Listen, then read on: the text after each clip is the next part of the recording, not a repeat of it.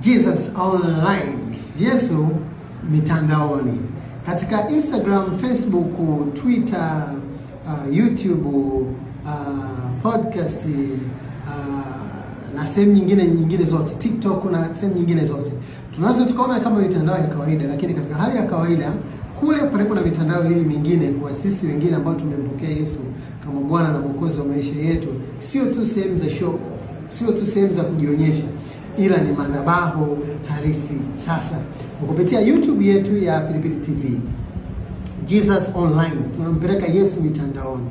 Habari za Yesu, nguvu za Yesu, uwezo wa Yesu utatambaa mpaka TikTok, utatambaa mpaka Facebook, utatambaa mpaka YouTube, utatambaa mpaka katika podcast tofauti na katika mitandao na mirindimo ya kijamii. Utakutana na Yesu, kwa sababu kuna mamilioni na mamilioni na mabilioni ya watu katika mitandao ya kijamii, na huko ndiko tunakompeleka Yesu Kristo wa Nazareti, aliye Mungu mkuu na nuru halisi. Kwa hivyo kila siku